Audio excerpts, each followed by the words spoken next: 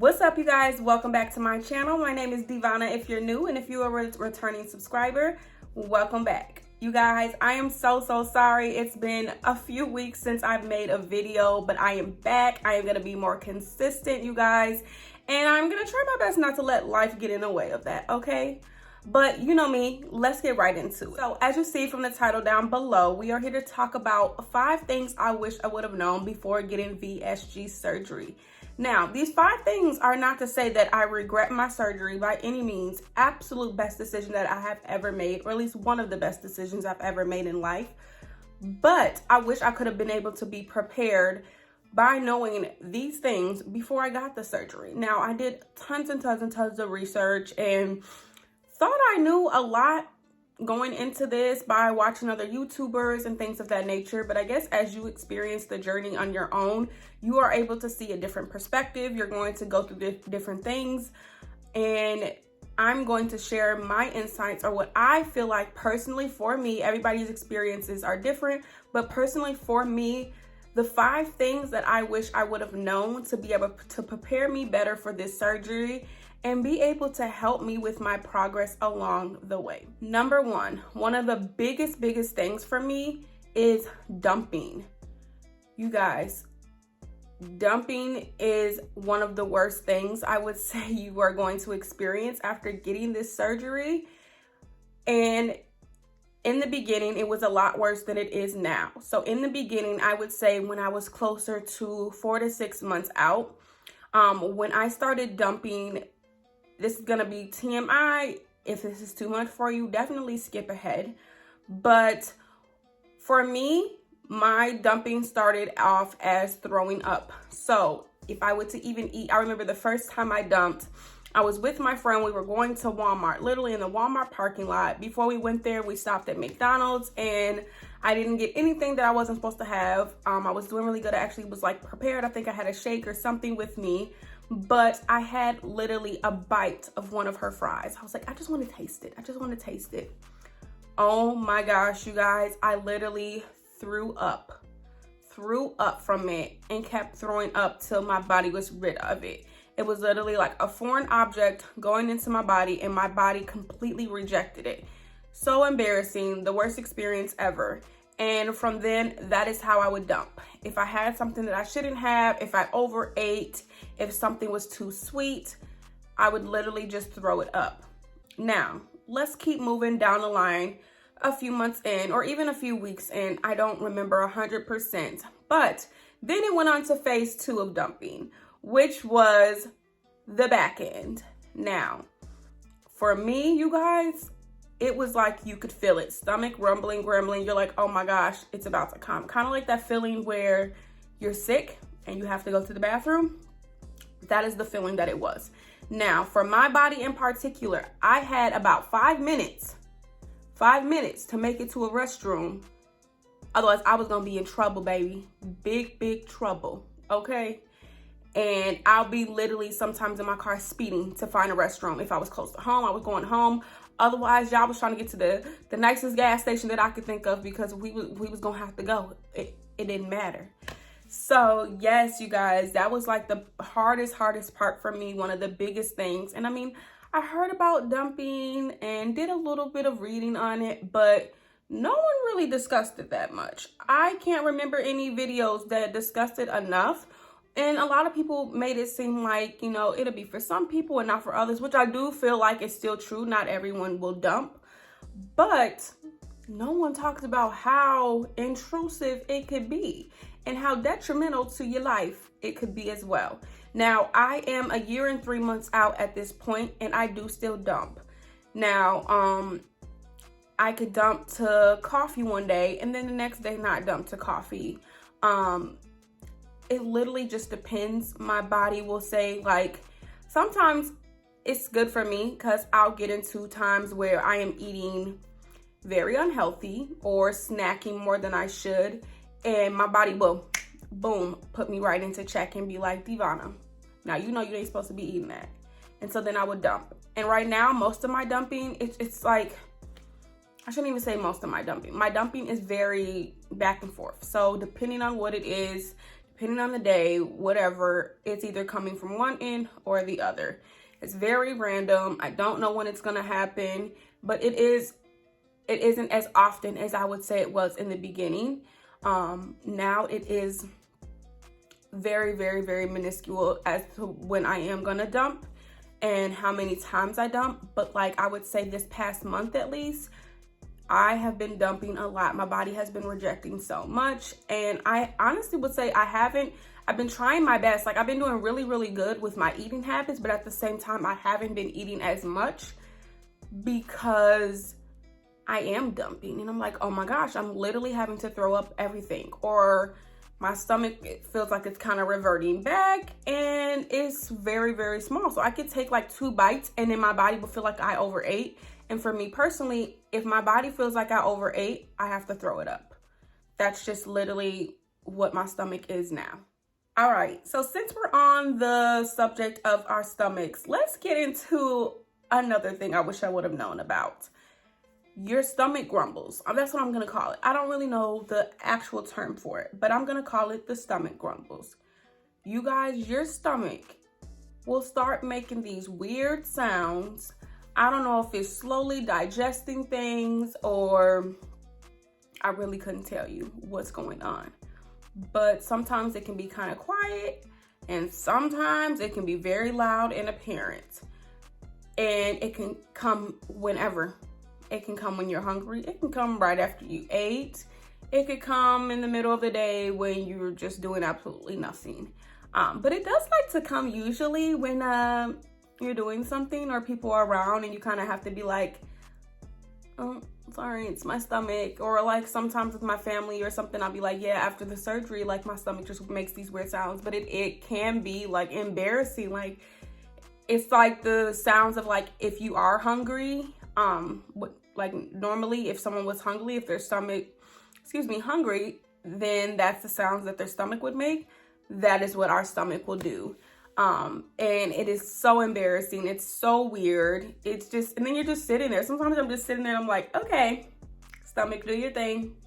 Please pass by. Or I'm hoping in certain situations where I'm around someone that knows I got the surgery, but doesn't know all the in and outs and all of that. And I'm like, I really hope they didn't hear my stomach. I remember being on the phone with one of my friends, and I had her on speaker, and I had my phone kind of like, I was linked back, and I kind of had my phone like towards my stomach area. Come on here. And she was like, what's that sound? And I was like, oh my gosh, you heard that? Like, luckily I wasn't crazy embarrassed. It was my friend, but it's still embarrassing. Like your stomach just making these really weird sounds just out of nowhere. You're sitting there minding your business. So that is something to be aware of now. I wish I would have known how much your stomach can do that, just so that I can kind of prepare myself mentally for the embarrassment, even though it's still gonna come at weird times. You could be on an airplane, you could be in a conference room, you could be taking a test and your stomach grumbles. Whatever it is, it's gonna happen. But be prepared for that, because no matter what, your stomach is gonna do its thing. So I don't know, you're gonna have to learn your body and figure out like, okay, maybe your stomach only does that after you eat, a couple hours into it, and then it's digesting. Or maybe it's like, does it when it's been too long before you've eaten. Figure out your body, learn it if you can. If not, just learn to love yourself. If you're comfortable, talk about it with people. And if you're not, who cares? Do you? Your body is gonna do its own thing. And you just kind of have to live with that and figure it out. But it's something that I didn't know too much about before. So when it happened, I was like, okay, what the heck is happening? So I do want to make that apparent of something that I wish I would have known, because once it happened, I was like, okay, this is so different. Okay, while we're on the term of our bodies and doing different things, this is something that I really want you guys to, if you don't take away anything else from this video, I want you guys to take away this, body dysmorphia. So I will have somewhere on the screen the exact definition of what body dysmorphia is. But for me, in layman's terms, I feel like body dysmorphia is you see yourself but what you're seeing is nothing as to what you actually look like. So at this point, I've lost 88 pounds and I don't feel it some days. Honestly, most days as of recently. I have been struggling with that, and it is very hard. Like, it's very hard because you see the weight loss, like far as your clothing and the way things fit and having to get new sizes and your face being slimmer, your watch having to go down multiple sizes, prongs taken out because your wrist has shrunk. All of those things are very apparent, you know, they're physical changes that you see. And even still, I'll look in the mirror and I'm not where I want to be right now. And I think that has a lot to do with it, but also I look in the mirror and I still feel like I'm over 200 something pounds. I don't feel like I'm 162 pounds. Even with that, I feel like I see other people with the same weight as me and I'm like, oh my gosh, they look so much smaller. Or I don't know, I don't see myself as a small person. And it's not every day. You will have amazing days. You'll have days where you be like, ooh, I look so skinny, like I look good, baby. But do prepare yourself for the possibility of having body dysmorphia, because that is a thing that is really, really big in the weight loss community, because it's so hard. First of all, a lot of people lose weight like overnight, and I'm exaggerating when I say that, but usually a lot of people lose weight within like the first 6 months. Some people can be down 100 pounds in 6 months. And even that, like, it's so crazy, like, to see your weight shred so fast. You're like, oh my gosh, it's going so fast. You just be like, oh my gosh, this is happening. Like, you're trying to even process what's going on, and it's really, really hard. And then on top of that, you know, other things come with rapid weight loss, like loose skin and cellulite. And you're like trying to process it all. Like, you want to be happy, but then not everyone is happy with having loose skin, saggy skin, or your breast changing, or if you were super curvy and you lost your butt or you lost your breasts, and whatever it might be. It's kind of trying to figure out that balance. Like, okay, I want to be really happy, but then I look in the mirror and it's still this and it's still that.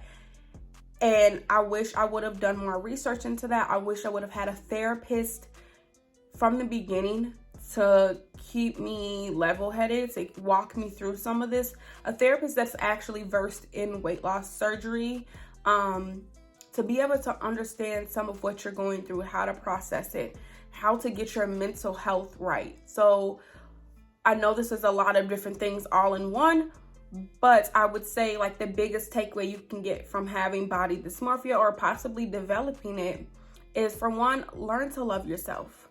You guys, learn to love yourself. For every time that you knock yourself or you see yourself looking a certain way, find a positivity. I don't care what that positivity is. Find a positivity with your weight loss. So if you had like diabetes and now you don't, boom, positivity. If you were a size 18 and now you're a size even 12, positivity.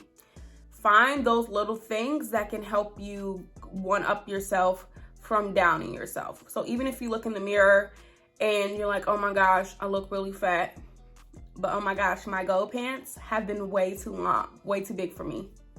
My Go jeans that I haven't been able to fit into for years are now crazy big on me. Like, that was a thing for me. I look in the mirror and I'm like, oh, I'm not feeling this, but look at your face. Look at that. What size did you just order that outfit in? Exactly. So I have to find those little things, but no one prepared me for this. No one said, hey, you might go through these changes. Hey, this might happen. No one mentioned those things. A lot of people that I've seen, they were so happy. They lost weight so fast. That wasn't the case for me. So I didn't have a lot of people to compare my journey to, because my journey has been crazy different from a lot of people's. And I wanted to be able to let you guys know the things that I've went through, to let you be prepared for it and get your mind right, get your mental right, so that when you get this surgery and you're going through these things, you're like, oh, okay, well, Devonna already put me on. I'm straight. I'm good.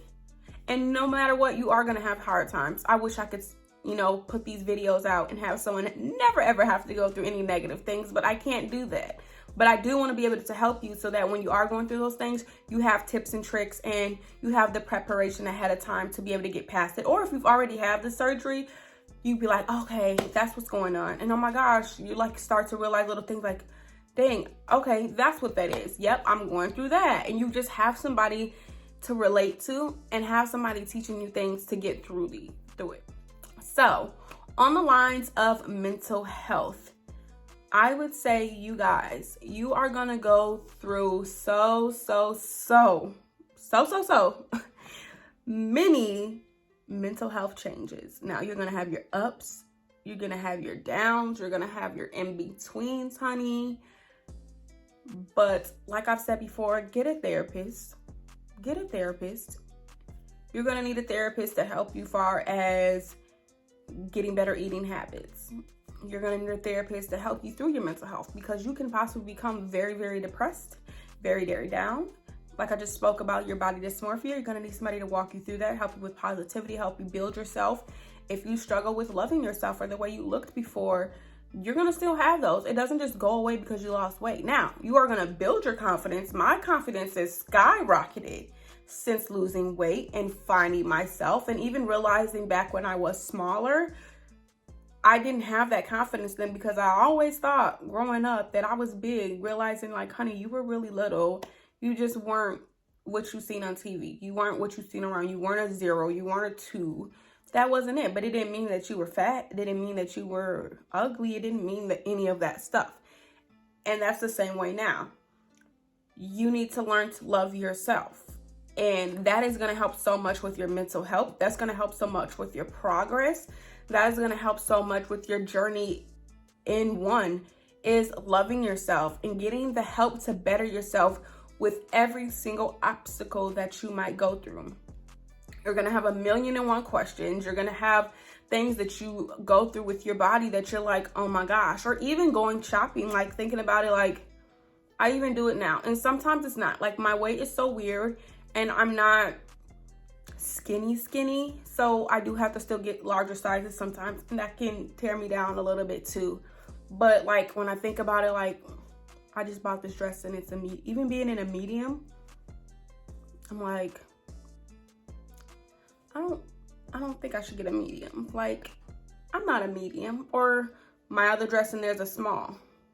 Like if I would have got a medium in the dress, it wouldn't have fit me properly. Or even one of the dresses, I got a medium and I'm like, damn, I should have got a small.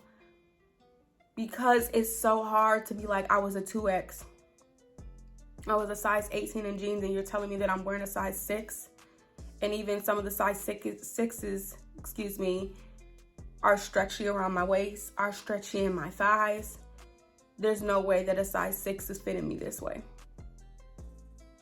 Like there is literally no way. I don't remember the last time I was in a 6, even before when I was smaller. I haven't been this far as pant size. I haven't been this since middle school, I would say. And it feels so great, but at the same time, it can tear down your mental health. It can have you questioning things. Just be prepared. Do what you need to do ahead of time to be able to get the help, get the support. Only surround yourself with people that are loving, that support you, that want the best for you, that don't make you feel bad because you can't eat the way they eat. Or don't want to invite you to things because they think, oh, she wouldn't want to come because she can't eat this much food. Who cares how much food I can eat? I can take it to go. I can still enjoy the experience. We are still human. We are still regular people. And you're going to need to have your mental health right to be able to help you through these scenarios that you will definitely go through. Because other people don't get that tears you down. They don't want to eat around you because they feel like it's going to be detrimental in some way. Or make them, they care about them, selfish. Oh, it's going to make me look fat because she can only eat 2 bites. How does that make us feel? Like, you're going to have to go through that. But you're going to have that mentality like, well, then I don't want you around me. And that's it. Cut them off, baby. It's 2023. You need to start cutting people off that cannot support you, that cannot love you, that cannot accept you the way you are. the way your stomach is, the way you eat, the way you can't eat, the things you can and can't eat. And especially learning too, like, you can't eat the same things you can't eat the same things that you used to could eat. So when it comes to holidays, or when it comes to certain things that you could literally eat in a few bites, and now you're like one bite in and it pisses you off. You're like, oh my gosh, I wanted this food for so long. I finally got it. And I feel like I was starving. Like yesterday, oh my gosh, it was my nephew's birthday. We went to hibachi. I literally pretty much was like, I'm not eating a lot all day because I want to be prepared. I want to have a full stomach to be able to eat this food. When I tell you I took 2.5 bites and was like maxed out. I could not literally eat another bite. And from that day, I was so starving. I was so ready to eat. I was so prepared. And 2.5 bites later, couldn't eat it. Ate a little bit later that day. Had leftovers for today. Even today, I ate some and I took 2 bites again. And I was so full. And I'm like, oh my gosh, I didn't have breakfast. Like, I'm starving. But no, my body's like, baby, that's enough. So you're going to have to figure out your mental health to help you through these situations, because you're going to wish you could eat more. You're going to wish it was different and back like it was before. But at the same time, no, you're not. You're going to be like, well, I look good now. I feel good now. I feel better. I can do more. I'm not as tired going up the stairs anymore. I want to take the stairs. I literally park farther away now from buildings than I would have before because I was just too damn fat and got out of breath within freaking 5 minutes. And now I want that exercise. I want to walk longer distances. I want to take the long way because I want to move my body more because it feels easier. It's with ease to be able to make these more challenging things that when I was heavier, I definitely couldn't do.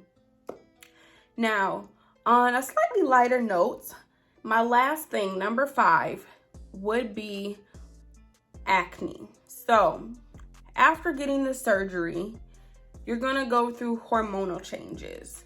You know, your body just got reconfigured, honey. And, you know, your hormones are doing their thing. They figuring it out, like, what the heck is going on? Who are you now?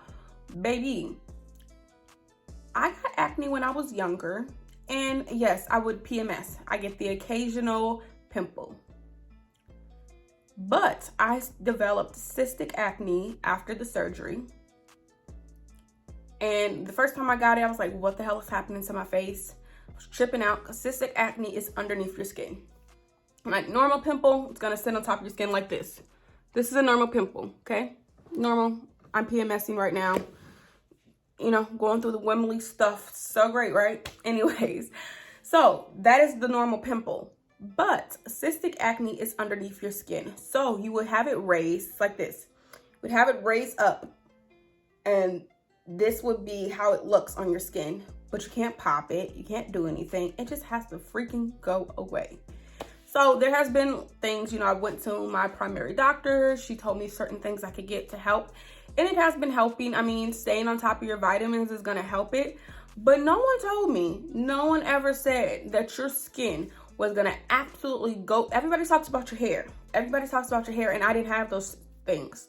I didn't experience hair loss in any way, shape, or form. I didn't go through anything with my hair.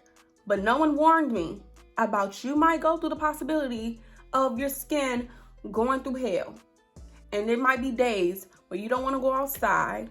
You want to cover your face. You're going to be happy that you grab masks because your face is going to be looking absolutely horrendous. And it makes you feel really bad on top of all of the things that you go through. That's why I feel like everything kind of like ties together with, you know, loving your body, loving you. I have been loving too. So like, I'm not a makeup girly. I usually only wear makeup when I want to like really enhance my features, or I'm either covering up a blemish, an imperfection. Those are the only other times. And usually if I'm wearing makeup, it's because I'm going to an event, I'm going out. But if you see me wearing makeup on another occasion, it is because I am not liking something on my face, because 9 times out of 10, honey, I love this. I love my natural face. Yes, I'll do my eyebrows up a little bit, but these are my natural eyebrows. I just put eyebrow gel on it. That is it. I don't do anything else to my eyebrows. These are my natural eyebrows.